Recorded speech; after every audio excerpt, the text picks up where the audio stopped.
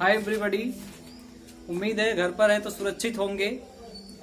आज हम लोग प्रतिशत में एक अगला टॉपिक देखेंगे जो एग्जाम में बहुत ही पूछा जाता है। कोई भी एग्जाम दीजिए कंपटीशन का, उसमें परीक्षा में पास फेल, जैसे कुछ छात्र गणित में पास होते हैं, कुछ हिंदी में पास होते हैं, कुछ दोनों में पास होते हैं, तो फेल होने वालों का प्रतिशत पूछता है। या दिया हुआ है इतने प्रतिशत पाकर इतने अंकों से फेल हो जाता है तो परीक्षा का पूर्णांक ज्ञात कीजिए, ऐसे भी प्रश्न आते हैं। तो इस पर आधारित हम कुछ चर्चा करेंगे और बहुत ही अच्छे तरीके से बताएंगे और जल्द से जल्द उत्तर आएगा। ठीक है, तो कोशिश करते हैं पूरा समझ में आएगा। शुरू करते हैं।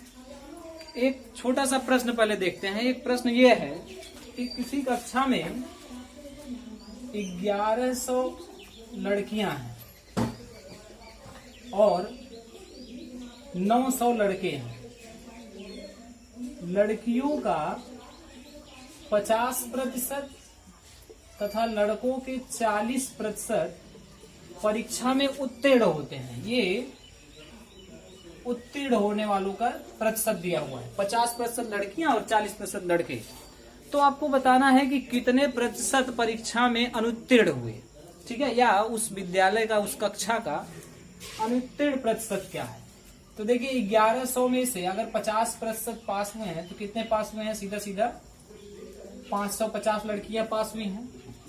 और 9 में से 40% अगर पास हुए हैं लड़के तो फेल कितने होंगे, 60%। अच्छा देखिए, अच्छी बात यह है कि यहाँ 50% अगर पास हुए हैं तो फेल भी 50% होंगे। भाई 100% होता है, अगर 50% उत्तीर्ण है तो 50% अनुत्तीर्ण होंगे, फेल होंगे। तो हम डायरेक्ट अनुत्तीर्ण होने वालों का प्रतिशत निकाल रहे हैं, यानी फेल होने वालों का। तो 550 लड़कियां हो गई फेल, 40% लड़के पास हैं तो 60% लड़के फेल होंगे।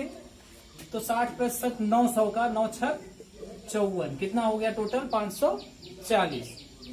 और देखिए प्रतिशत निकालने के लिए टोटल संख्या लेनी होगी। टोटल संख्या कितनी बन रही है, 2000। ठीक ना।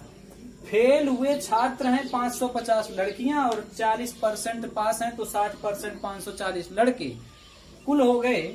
और प्रतिशत के लिए गुणे 100 जोड़ लीजिए, ऊपर कितना हो जाएगा 0, 5 4 9, 5 5 10 बटे में 2000 और गुणे 100। ये 2 जीरो कट जाएगा, 1 जीरो से ये जीरो कट गया। 109 बटे 2, 109 का आधा कितना हो जाएगा 54.5%। 54.5% छात्र जो है अनुत्तीर्ण है। अगला प्रश्न देखते हैं। किसी परीक्षा में 60% छात्र हिंदी विषय में उत्तीर्ण हैं या अंग्रेजी में उत्तीर्ण हैं, 70% हिंदी में, 60% अंग्रेजी में और 70% हिंदी में उत्तीर्ण है। तथा इन दोनों विषयों में 40% उत्तीर्ण है। मतलब बोथ इंग्लिश और हिंदी, इन दोनों में कितने उत्तीर्ण हैं, 40%। तो आपसे पूछ रहा है कि इन दोनों में फेल कितने हैं, यानी जो दोनों में अनुत्तीर्ण है उनका प्रतिशत क्या होगा। तो हम एक सूत्र बताते हैं आपको, छोटा सा है, ट्रिक है बेसिकली, सूत्र ना कहिए। उसमें यह है a + b - c। ठीक है ना। इसका मतलब a का मतलब हुआ कि एक विषय में पास, और b का मतलब हुआ सेकंड, यानी दूसरे विषय में पास। 2 विषय होगा, एक विषय यहाँ जैसे इंग्लिश है और दूसरा आपका हिंदी है, तो एक विषय में पास ए और दूसरे विषय में पास बी। और सी का मतलब हुआ दोनों विषयों में, दोनों में पास। आपको ध्यान ये देना है कि यहाँ ये भी पास लेना है, ये भी पास लेना है, ये भी पास लेना है, मतलब तीनों एक ही कैटेगरी के होने चाहिए। और तब हमें पता चलेगा कुल पास कितने हैं, कुल पास छात्र मिल जाएंगे। ठीक है ना। तो देखिए एक विषय 60% है, दूसरे विषय में 70% है और दोनों में 40% है। इससे हमें क्या पता चला कि कुल कितने प्रतिशत छात्र पास हैं, कुल कितने प्रतिशत छात्र पास हैं।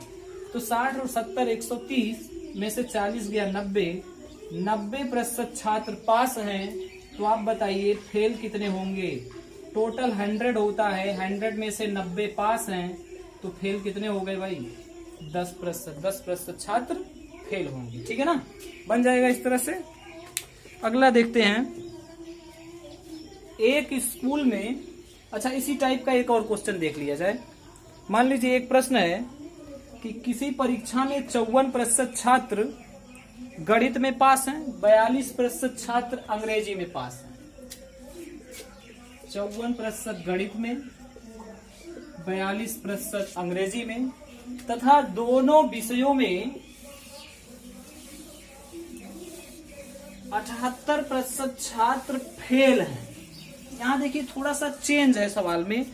चेंज ये है, अभी तक क्या था कि यहाँ एक विषय में पास, दूसरे विषय में पास और दोनों विषयों में पास दिया था। अब हम क्या कह रहे हैं कि ये गणित में पास हैं, ये अंग्रेजी में पास हैं, ठीक है ना, या फेल है मान लीजिए, कोई बात नहीं है, फेल हो तो फेल हो। तो फिर दूसरा डाटा जो है ये दोनों में, चलिए इसको फेल लिए हैं तो इसको पास ले लेते हैं। दोनों में पास हैं 72%, ठीक है ना। गणित में फेल है 54%, अंग्रेजी में फेल है 42%, तो दोनों में पास हैं 72%। अब आपको बताना है कि दोनों विषयों में फेल कितने हैं, दोनों में फेल कितने प्रतिशत हैं। तो देखिए वही फार्मूला लगेगा, 54% गणित में फेल है, 42% अंग्रेजी में फेल है। लेकिन हम आपको बताए थे जब हम इसको लेते हैं तो या तो पास पास पास हो या तो फेल फेल फेल हो। तो यहाँ चूंकि 54% गणित में फेल हैं, 42% इंग्लिश में फेल हैं और दोनों में 72% अगर पास हैं तो फेल कितने होंगे आप बताइए जरा। क्योंकि देखिए ये तीनों राशियां समान होनी चाहिए, पास पास पास तो पास, फेल फेल फेल तो फेल। 54 फेल है, 42% फेल है, तो ये 72 पास को आप फेल बनाइए। 100 में से 72 घटा देंगे तो कितना आएगा? 28%। 28% दोनों में फेल हो गए। जोड़ लीजिए, 4 2 6 5 4 9, 96% माइनस 28। 96 में से 28 घटा दीजिए, कितना आएगा? 58 किस 68%। ये आपका आ गया कुल फेल। और आपसे यही पूछा था कि दोनों विषयों में कुल कितने प्रतिशत फेल हैं, तो दोनों में कुल कितने फेल हैं? 68% फेल है, ठीक है। अब मान लीजिए अगर ये पास पास पास हो, ये फेल दिया हो, तब क्या करेंगे? अगर 54 पास है, 42 पास है, ये फेल है, तो फिर इसको भी पास बना लेंगे, जैसे 28 हम बनाए हैं यहाँ, ठीक है। सॉल्व हो जाएगा इस टाइप का। कहने का मतलब है कि जब दो राशियां समान हो, ये तीसरी अलग हो, तो इस तीसरी को भी कन्वर्ट करना होगा आपको, क्योंकि तीनों राशियां एक ही प्रकार की होनी चाहिए। क्लियर है? तो बहुत ही अच्छा तरीका है। अगला प्रश्न है, एक स्कूल में 3 कक्षाएं हैं, सिर्फ 3 कक्षाएं हैं, जिनमें विद्यार्थियों की संख्या क्रमशः 40, 50 और 60 है। 40, 50 और 60 है। 3 कक्षाएं हैं। इसमें पास होने वाले 10%, 20% और 35%। पास होने वाले 10%, 20% और 35%। तो बताइए उस स्कूल का पास प्रतिशत क्या है? पूरे स्कूल का पासिंग प्रतिशत क्या है? तो देखिए 40 में से 10% पास है, कितने पास है टोटल? 4। 40 का 10% निकालेंगे 4 आएगा। 50 का 20% निकालेंगे, 5 दूना 10 हो जाएगा, 2 जीरो कट जाएगा। 60 का 35% निकालेंगे, 21 हो जाएगा, ठीक है ना। अरे भाई परसेंटेज निकालना स्टार्टिंग में ही बताया है। 60 गुणे 35 बटे 100, 1 जीरो से 0 कटा, 35 छक्का 210 बटे 10, कितना हो गया? 21 हो गया। कुल छात्र कितने हैं? टोटल जोड़ लीजिए, 60, 40, 100 और 50, 150 और गुणे में प्रतिशत के लिए 100, ठीक है। 50 3 150, 50 दूना 100। अब क्या हुआ? 10 और 4 14, 14 और 21 35 गुणे 2 बटे 3, 35 दूना 70/3, 70/3 इसको थोड़ा सा कैलकुलेट करेंगे तो 26 सही 2/3%, यानी स्कूल का पासिंग प्रतिशत जो है वो 26 राइट 2/3% है। ठीक है, तो इस तरह से ये भी प्रश्न हल हो जाएगा। आइए आगे देखते हैं अगला प्रश्न। किसी परीक्षा में 80% छात्र अंग्रेजी में पास हैं तथा 85% छात्र हिंदी में पास हैं। प्रश्न थोड़ा सा अलग टाइप का है, ये मिलता जुलता उसी से है जो अभी फार्मूला हम बताए थे। 80% छात्र अंग्रेजी में, 85% गणित में और 75% छात्र दोनों विषयों में। 80% छात्र अंग्रेजी, 85% छात्र गणित में पास है। ठीक है, तथा दोनों में पास के बजाय चलिए पास ही ले लेते हैं, तथा दोनों विषयों में पास होने वाले 75% हैं। अब प्रश्न क्या कह रहा है, 75% छात्र दोनों में पास हैं, दोनों में पास। प्रश्न ये कह रहा है कि यदि 45 छात्र दोनों में फेल हो, दोनों में फेल हो तो परीक्षा में कुल कितने छात्र बैठे थे। तो देखिए अब आप यहां से निकाल लीजिए कुल या दोनों में फेल कितने छात्र हैं। ठीक है ना, पहले तो निकालेंगे कुल पास, कुल पास छात्र कितने हैं। तो देखिए 80% अंग्रेजी में, 85% गणित में और दोनों में 75। 80 और 85 165 माइनस 75 घटा लेंगे। 90% छात्र दोनों में या कुल पास हैं, तो कुल फेल कितने हो जाएंगे। 100 में से 90 घटा लीजिएगा तो दोनों में फेल कितने आ गए 10%, यानी गणित में और अंग्रेजी में फेल कितने हो गए 10%। और यही 10% संख्या दोनों में फेल का दिया हुआ है। 10% बराबर दिया हुआ है 45। तो आप बताइए 100% बराबर कितना हो जाएगा 450, यानी परीक्षा में कितने छात्र बैठे थे 450 छात्र बैठे थे। अब हम यहां से थोड़ा सा टाइप चेंज करते हैं, वो होगा पूर्णांक वाला। ठीक है ना, इस टाइप के प्रश्न आप हल कर लेंगे, बहुत कुछ है नहीं इसमें। आपको क्या करना है a + b - c, यही ध्यान देना है। पास पास पास लेना है या फेल फेल फेल लेना है। ठीक है, बस इतना ही है।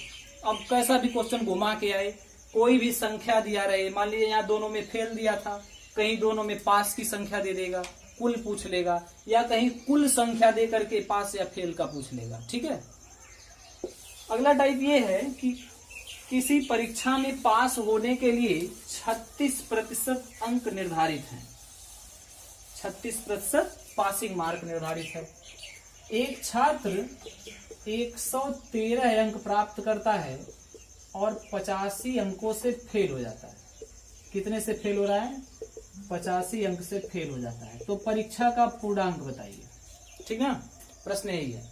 पासिंग मार्क 36% है, 113 अंक लाया है, 85 अंक और अगर लाता तो पासिंग मार्क पर पहुंच जाता। यानी पासिंग मार्क कितना अंक बन गया भाई 113 तो पाया है, 85 और अगर दे दिया जाए उसे तो वो पास हो जाएगा, पासिंग मार्क में पहुंच जाएगा। तो कितना हो गया 198।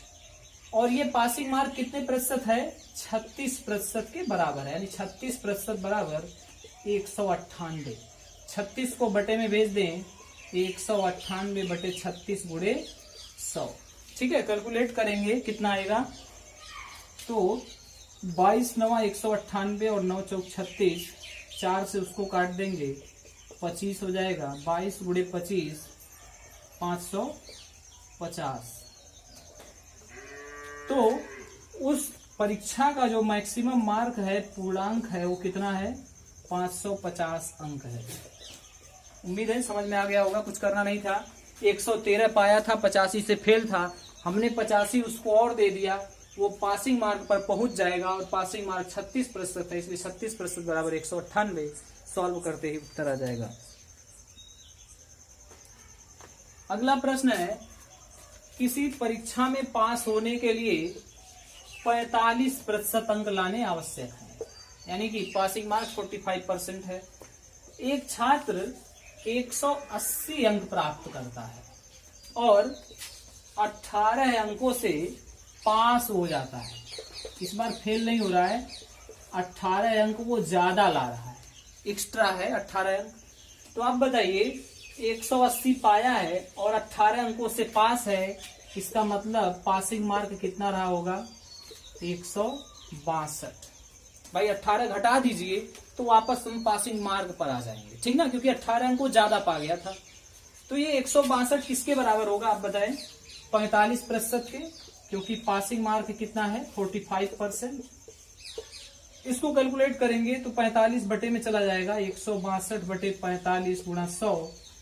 फिर इसको काट दीजिए, 9 पचे 45, 18 9 162 और 5 बिसही हम 100, 18 गुणा 20, जिसका मतलब होता है 360। मतलब उस परीक्षा का जो पासिंग मार्क है वो कितना अंक है? 360 अंक है, ठीक है। अगला प्रश्न है, किसी परीक्षा में मोहित को 60% अंक प्राप्त होते हैं। कितने अंक प्राप्त होते हैं? 60%। देखिए यूपीएसआई का प्रश्न है, बहुत ही आसान सा प्रश्न है। मोहित को 60% अंक मिले हैं और वह 45 अंकों से पास हुआ है। कितने अंक से? 45 अंक से। तथा पासिंग मार्क 45% है, तो परीक्षा का पूर्णांक बताइए, ठीक है।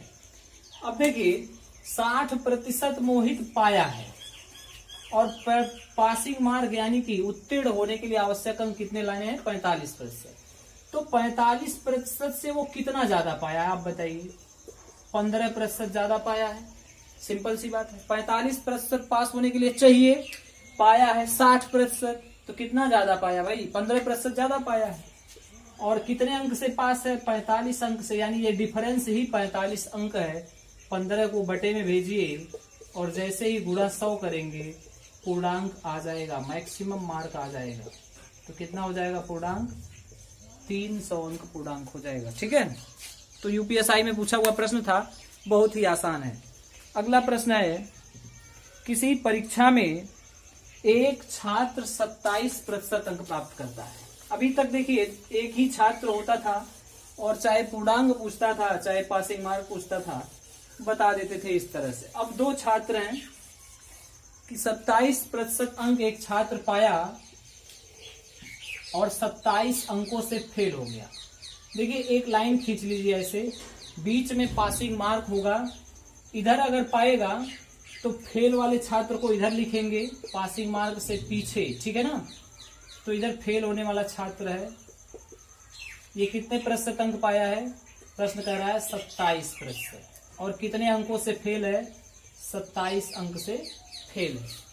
जबकि एक दूसरा छात्र है जो 42% अंक पाया है, ये पास होने वाला छात्र है। और ये कितने अंकों से पास है? प्रश्न कह रहा है ये 18 अंकों से पास हो गया है, ठीक है। प्रश्न यही है, एक छात्र 27% अंक पाके 27 अंकों से फेल है और दूसरा 42% पाके 18 अंकों से पास है। तो देखिए इनके प्रतिशत में कितने का डिफरेंस है? 42 में से 27 गया 15। प्रतिशत में इनके, देखिए प्रतिशत तो सब कोई वही पाएगा जो मिलना चाहिए पूर्णांक का। ये आपका मैक्सिमम मार्क है, यहाँ लाइन जो शो कर रही है मैक्सिमम मार्क को, ये बीच में वो आपका पासिंग मार्क है। तो पासिंग मार्क के लिए अभी पहले हम देखेंगे इनके बीच जो डिफरेंस बन रहा है 42 और 27 में 15% का, लेकिन अंकों में जो डिफरेंस है वो 27 में से 18 नहीं, 27 और 18 जोड़ लेंगे। क्यों जोड़ेंगे? क्योंकि ये पासिंग मार्क से पीछे है और ये पासिंग मार्क से आगे है। तो ये 27 पीछे, ये 18 आगे, इसलिए दोनों को जोड़ लेंगे।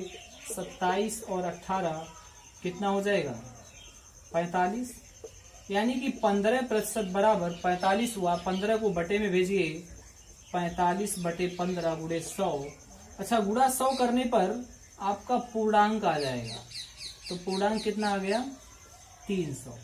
अब प्रश्न पूछा है शायद कि उस परीक्षा का पास होने का प्रतिशत क्या है, यानी कि पासिंग मार्क का प्रतिशत, परसेंटेज पासिंग मार्क क्या है, ठीक है ना। तो पास होने के लिए कितने अंक चाहिए, तो पहले देखिए फेल होने वाला कितना पाया था, तो 300 का 27% 81, और प्लस कितने अंकों से फेल हुआ था, 27 अंकों से, यानी कि टोटल पासिंग मार्क अंक कितना हो गया 108। अगर 108 कोई पाएगा तो पास हो जाएगा।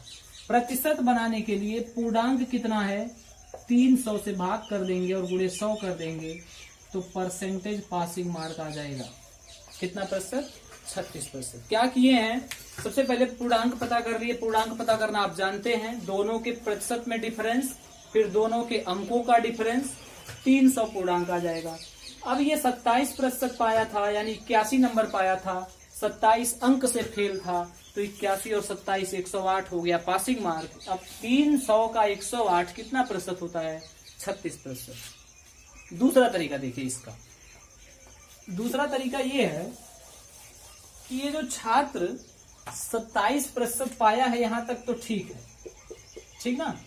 हम लोग निकाले थे यहां से कि 45/15 किए थे, यानी कि 1% का मान यहां से कितना आ गया था 3, गुणे 100 किए थे तो 100 छोड़ दीजिए, 100 करने पर पूर्णांक मिल जाएगा। 1% का मान 3 आया है, भाई अंकों में डिफरेंस 45 का और परसेंटेज में डिफरेंस 15 का, तो 15 × 45, 1% का मान 3। अब देखिए ये कितने अंक से फेल था, 27 अंक से, तो 27 अंक में कितने प्रतिशत बनेंगे, तो 3 से भाग कर दीजिए, 27/3, यानी 27% तो वो पाया ही था। अगर 9% और पा जाता तो पासिंग मार्क पे पहुंच जाता, यानी पासिंग मार्क कितना हो गया भाई 36%। क्या किया गया है, 27% फेल होने वाला पाया था, 27 अंक से फेल था, 1% में 3 अंक है, तो 27 अंक में कितना प्रतिशत होगा 9%, यानी 27 9 36% अगर पाता तो पास हो जाता, यानी पासिंग मार्क 36%। ऐसे भी निकाल सकते हैं।